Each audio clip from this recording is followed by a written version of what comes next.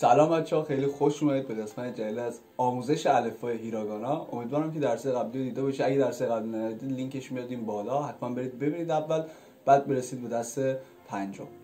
اگه تا الان چنل رو ساب نکردید حتما ساب کنید، ویدیو رو لایک کنید و بفرستید واسه رفیقاتون که میخوان زبان ژاپنی یاد بگیرن. بدون معطلی بریم سراغ درس.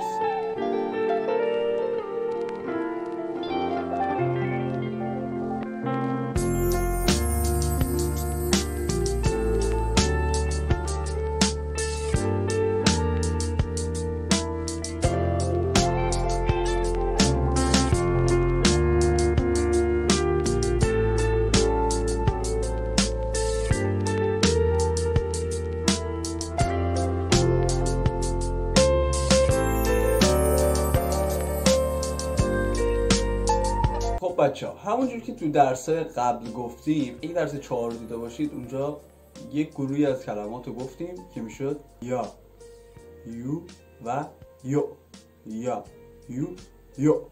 حالا این دسته کلماتی که ما یاد گرفتیم، این کلمات رو اگه به یه سری این حروف رو اگه به یه سری حروف دیگه اضافه کنیم، میتونیم یه سری صداهای جدید داشته باشیم.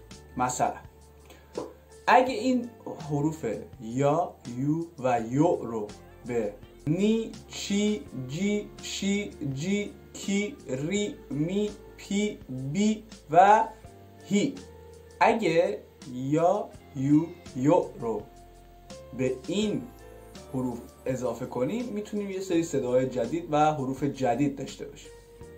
بریم که بچه حروف جدید رو هم داشته باشیم. کی شروع میکنیم بچه ها که میخوایم یا، یو و یو رو بهش اضافه کنیم؟ میشه کیا، کیو، کیو، کیا، کیو، کیا، کیا، کیو، کیو. بعدی میشه گیا، گیو، گیو، گیا، گیو، گیو. شیا، شیو، شیا، شیو، شیو، شیا، شیو، شیو. جیا، جیو، جیو، جیا، جیو، جیو.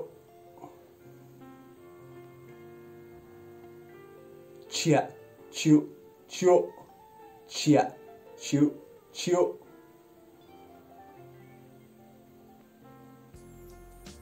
نیا، نیو، نیو، نیا، نیو، نیو، نیا، نیو، نیو. هیا، هیو، هیو، هیا، هیو، هیو. بیا، بیو، بیو، بیا، بیو، بیو، بیا، بیو، بیو، بیا، بیو، بیو. پیا، پیو، پیو، پیا، پیو، پیو.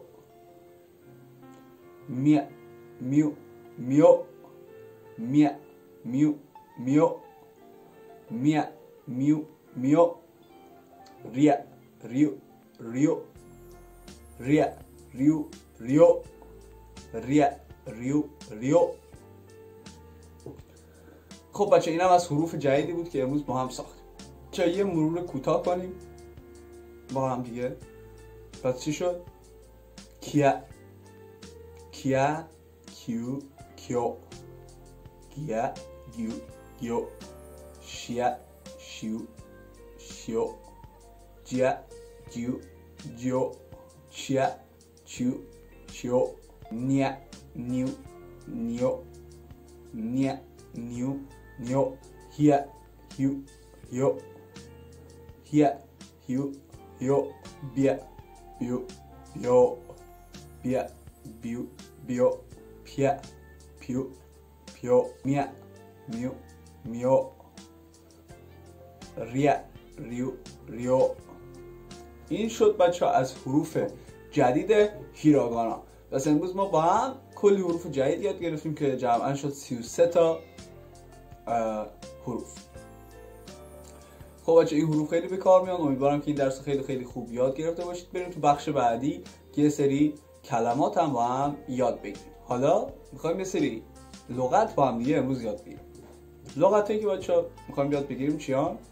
یاسوی، یاسوی ارزان، یاما کو، یاما کو، کایشا، کایشا شرکت، کایشا شرکت، ریوری، ریوری، ریوری یعنی آشپزی، بیاین، بیاین یعنی بیمارستان، بیاین بیمارستان. اینم از درس امروز ما. خیلی ممنونم که تا اینجا ویدیو همراه من بودید. اگه تا الان چنل رو ساب نکردید حتما ساب کنید، ویدیو رو لایک کنید و بفرستید واسه رفیقاتون که میخوان زبان ژاپنی یاد بگیرن. تا یه ویدیو دیگه میبینمتون. فعلا خداحافظ.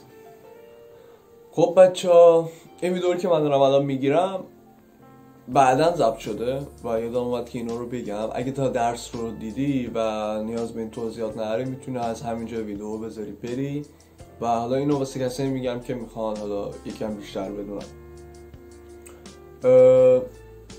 دیگه سعی میکنم کاتش هم نکنم، همینجوری بذارمش تو ویدیو.